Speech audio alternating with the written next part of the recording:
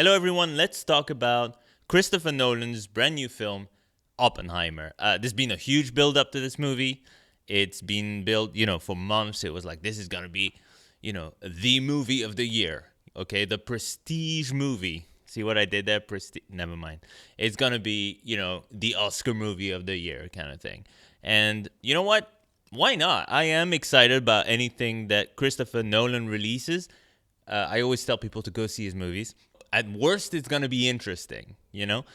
There was a bit of a dud with Tenet, which I didn't care for. I'm going to be honest with you, I didn't care for Tenet. There's a review of it on this channel if you want to check it out. Not a fan of that one, but that really is the only Christopher Nolan film to date where I was just like, not really into it.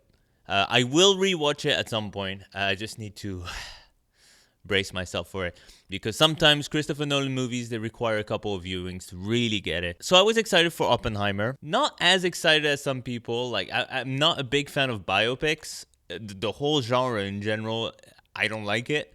The films tend to feel like really disingenuous. They tend to change a lot of things, that really happened to make, to make a narrative that like makes more sense. But I'm like, yeah, but you're changing what's the point of watching a biopic about someone who's real if you're going to change everything? Like, it just feels like really hollow to me. There are exceptions, of course. There's some biopics I love. I mean, Ed Wood is really good, even though that changed a lot of things about history as well. If the biopic captures something about the person that it's exploring, that is interesting, and the film itself has a cool style to it, that's great. But it's really rare. Like, most of the time it's this kind of walk the line offshoot kind of style where it's just like super slick and you got these montages. Like Bohemian Rhapsody is the same kind of thing. It's boring to me. Okay, and the actors overdo it all the time. Or they plastered in makeup, like Darkest Hour with freaking Gary Oldman. It's just, yeah, it's not a genre I really like. Christopher Nolan doing a biopic, I at least thought, you know what? If Christopher Nolan's gonna do a biopic, he'll probably make it the best biopic that's ever been done. He's gonna find a way to make it cool somehow, make it epic, or at least make it say something important. And I think he's definitely done that with this movie. This movie is 3 hours long, like exactly 3 hours long. It's big, it's intense, and it's very dense as well. And the performances in the film are not. They're not over the top at all. They're just really, really good performances all around. Overall, I liked this movie. Didn't love it. I thought, like I said, the performances, especially from Cillian Murphy, proving himself to be an amazing actor. He's done that before, but he really, he knew this was gonna be the movie that will put him on the map, probably with the Academy Awards. And just as an actor to really, really respect, Christopher Nolan finally living up to his promise, giving him the role of his life kind of thing.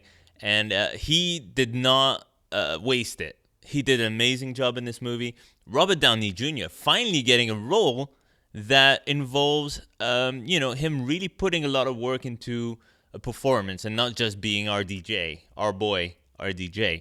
Even though I love that, kind of chill persona that he has, in the Iron Man movies, etc. But this is him, like, really, like, wanting to be taken seriously as an actor. And he is a phenomenal actor anyway. So he needs more roles like this. I'm glad Christopher Nolan gave him a chance there. I mean, the cast is stellar in this. Like, you've got an incredible cast. You got Emily Blunt, Florence Pugh.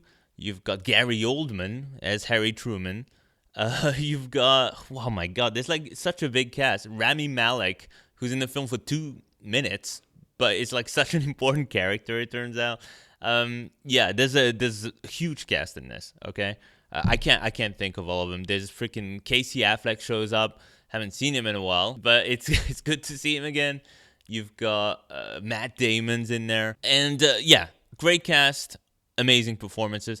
Stylistically, the film is pure Christopher Nolan. I mean, the cinematography is, again, you know, it's not just stellar, it's interstellar, okay? The cinematography is amazing in this film. Some really beautiful shots throughout. Just a gorgeous, very slick looking film. There's a bit of abstract stuff, when they're talking about the science of it all, making the bomb, etc. So you've got a lot of really nice abstract imagery throughout. Just a gorgeous looking film. Like, I really have nothing to say negative about the look of this film. It's just gorgeous to look at. And again, the performances are terrific. It's a long movie. I don't really have a problem with that. I don't really care if a movie's really long as it's engaging and it's saying something and it's really well made. So I didn't really have a problem with that going in. I was ready for it. I'm like, you know what? I might take a piss halfway through, but this movie will probably kick ass. So I don't mind. And I read a lot of reviews saying, you know what? You don't even feel it. You don't feel the 3 hours. You do feel it. I'm sorry, but you do. Okay, like basically the first half of the film deals with, Oppenheimer being hired by the government to kind of set up an Avengers-style team of physicists to go to Los Alamos, where they've basically built a whole town just for the nuclear bomb test. Okay, they have to make the bomb first of all, and then they have to test it out and see if it works. So this is the first half of the movie. You also have a peek into Oppenheimer's personal life.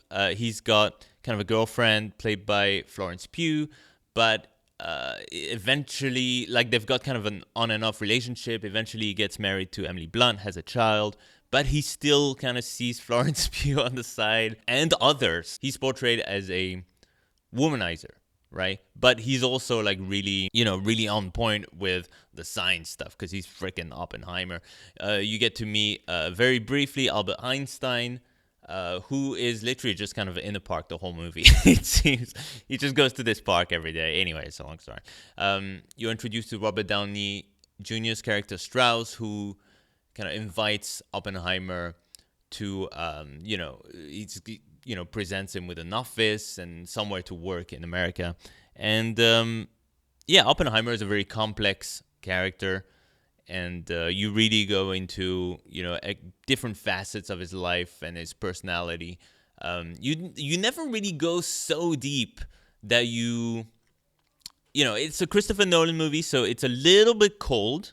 Okay, so you don't go really too deeply into the what makes this character tick, but you do touch upon that quite a bit. In the second half of the film, completely different. The second half of the film is the aftermath of the bomb test, which includes, of course, Hiroshima and Nagasaki, but mostly what happens to Oppenheimer, specifically, like his career after that, which, he has a kind of, I don't know if it's a change of heart, but he has moral dilemma, about how the U.S. kind of used the bomb and, the damage that it created right away, but also the damage that it's going to create down the line. At this point, he's kind of being questioned a lot. He's being interrogated. He's being, turned into kind of a scapegoat for, people are kind of turning against him.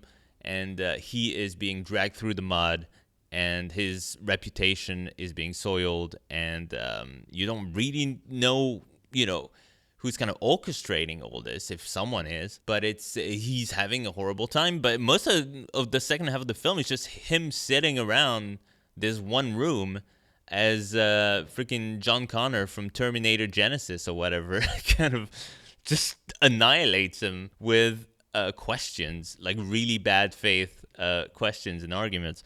And his whole life, he is literally at one point, it's a little bit too on the nose, and that's one of the problems with this movie. But you see Oppenheimer in this room being interrogated, and he's fully nude. He is fully nude just for like a few minutes. It reminded me of that bit in The Simpsons where Homer's just like, he's being told, just picture everyone in their underwear, and then he pictures himself in his underwear. There's literally that scene.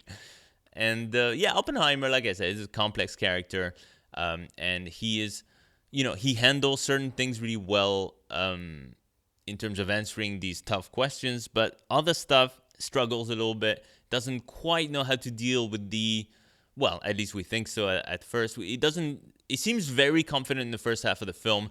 Second half of the film, he's kind of crumbling a little bit. He's very kind of quiet, and he seems to just be taking it, and the wife, Emily Blunt's character, is just like, bro, you gotta fight this, okay? But is he fighting this quietly in his own way, or So the second half of the film doesn't have this kind of really bim bam, we're organizing all these, we're taking all these creative minds, putting them together to build this crazy thing. What are we doing? Should we be doing it? I don't know, but let's do it. We kind of have to, Nazis. And the second half of the film is just like, do you have a communist party card? And it's just like people just asking him questions and shit. So it's really boring. Cards on the table. Second half of the film, really boring.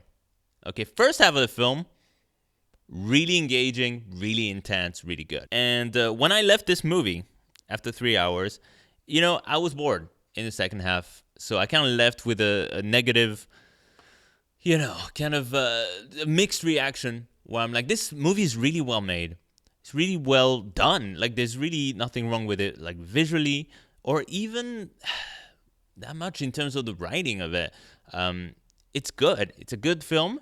I was just like really bored. And so it left me with kind of bad taste in my mouth. But after seeing it, I've been thinking about it a lot. Especially the second half of the film, which ends with a really interesting scene with Einstein and Oppenheimer. Kind of a little revelation there.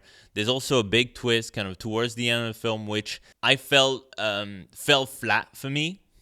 It's with a character I don't want to spoil it, but basically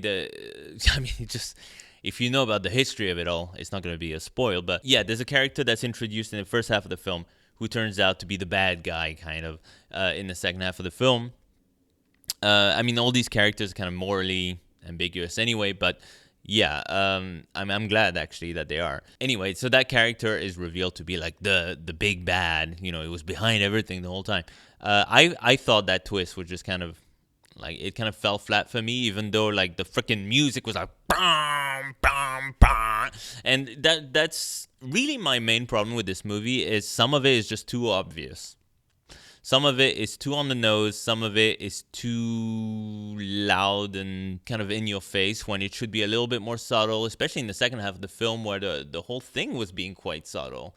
And then you've got these big moments like these reveals and stuff, or like Oppenheimer's all naked and stuff. It's like, come on. Like, I feel like we're too on the nose with some of the imagery in this film. I feel like we're a bit too obvious with it all. It should have either, I feel like it's trying to be like super in your face, super obvious. There you go, look, it's the freaking bomb, etc. But at the same time, it's trying to be like all subtle and shit. It doesn't quite merge, perfectly well. It doesn't work really as a film in a way that gels completely overall. You know what I mean? Like the first half of the film kind of had the kind of subtle parts, not so subtle parts, can merge together enough that you had kind of a good balance there. But with the second half of the film, I feel like, I feel like the film should have been way shorter. It's too long. Okay, like I understand why the second half of the film is as long as it is, because it's kind of trying to show that Oppenheimer, even though, making the bomb was the big thing in his life that he's kind of remembered for, they tried to really like the rest of his life is just kind of like, it was just bogged down in this political shit. And it was just as much a part of his life, if not more, than actually like working on that bomb, because once the bomb was tested, it was gone. Like it was out of his hands pretty much. Like, and then he just had to kind of try and minimize the damage that it does, or at least get people to think about it a bit more. But he was not really heard for a long time. So I understand why Christopher Nolan wanted to make this part of the film like really, really long and really important, but I feel like he could have done it, like we could have shaved off half an hour from that movie easily. easily. There's some stuff we didn't necessarily need to go into. There's some stuff we should have gone into, but I think stylistically, it should have found a way to make it a little bit snappier, especially the interrogation scenes. Because, oh my God, I was like, I wasn't falling asleep or anything, but I was just like, there's certain scenes where I'm like, we get it, like, let's move on. And I know he wants to approach, every single, big milestone of what happened in his life and stuff. Yeah, you can touch upon that for sure. And you can make the whole point that, this part of his life is like, it was just as much a part of his life as the bomb. But it's just like, you can do it in a different way. I think he should have found a different, snappier way to do it. The film should have been like 2.5 hours long. It didn't need to be as long as it is. Like, that was ridiculous. Like, the second half of the film is just too much. I think he got a little bit greedy. I think Christopher Nolan got a bit greedy with this story. And also there's some parts towards the end with like the old man makeup is not quite as convincing, which is a shame because for the rest of the movie, the makeup effects are incredible. They are so good. But like right at the end, they've got these characters showing up and they're a bit older and it doesn't look right. It looks good on Emily Blunt, but like everyone else, it looks odd. Like it doesn't look real at all, which is a shame. I do think he kind of dropped the ball towards the second half of the film. But overall, I mean, it's a good movie, and you should definitely check it out. Like I said, Christopher Nolan, it's at least going to be interesting. Like, even Tenet, like, I didn't like it, didn't like how he made this movie. I didn't care for it at all. But it's unlike anything I'd seen before. I just wish it'd be done differently, but yeah, at least there's that. This is kind of a return to form for Christopher Nolan after Tenet, but it's still not, for me personally, it's still not on the level of something like Interstellar or even The Dark Knight. Let's be real. This movie feels a little uneven, but it's just really well done. It's a really well done movie. So I can't really tell you, don't go see it, or like, oh, it's boring, it's bad. No, it's a good movie, great movie to look at. Great performances. I just wish, it had been a little bit tighter. I think it really needed, oh my God, if they'd managed to shave off a half hour in like the right ways, in the right places, it would have been just freaking sensational. Dunkirk, much better than this movie. I think Dunkirk had the right pacing to it. Again, big movie, big story, same type of film in a way. It's a war movie. This is kind of a war movie without actually showing you the war, which I thought was interesting. Like, they show you nothing about the war. They really stay hyper-focused on Oppenheimer, which makes the film kind of feel a little claustrophobic, especially in the second half, which, helps with making it feel a little bit dull. But, I do appreciate what Christopher Nolan was going for in this movie. Like, I can see what he was trying to do, and most of it works, to be fair. It's just like certain parts of the second half, not so much. Yeah, I think he wanted the second half of the film to be really kind of intense, and it's kind of not. My camera is running out of battery, so I can't go into any more than that. Suffice it to say, it's a good movie, good Christopher Nolan movie. Just be warned, parts of it are really, really boring. It's not the masterpiece some people are saying it is, but it's very good. Dunkirk, better movie in my opinion. It was tighter, better pacing. This movie kind of lacks some of that. But in terms of biopics, which, the bar is not very high, but one of the better ones ever, for sure. Really good movie. Go see it. Just manage. I'm trying to manage your expectations there. Great performance by Cillian Murphy. Some wider themes are approached in this movie. In ways that don't hit you until later on. So this is a good movie to kind of think about afterwards, like the kind of story of it. I think Christopher Nolan was a better writer than he was a director in this movie, in my opinion. I think the script was really, really strong, but at the same time, the script should have been like way shorter. But yeah, check out this movie if you can. Not sure what all the fuss is about. It's literally just a biopic, but it's a very solid one. I kind of needed the film to elevate itself beyond just being a solid decent biopic, and it never quite did for me, unfortunately. I thought it was going to be a lot more philosophical than it was, and a lot more abstract than it was, but it wasn't. That's okay. Again, there's some parts of it I thought were a little bit too obvious, like when he's making that speech and he's looking at the audience and they're all like laughing and they've got like waving the American flag after the bomb was dropped, and he's having like mixed feelings about it. I thought that scene had some really good visual stuff going on, but at the same time it was a little bit too on the nose. So I look forward to his next film, whatever it is. And yeah, I like this a lot better than Tenet. I'll say that. A lot better than Tenet. This is definitely a return to form for Nolan. But yeah. That's Oppenheimer. I hope you enjoy it. I will see you in the next review.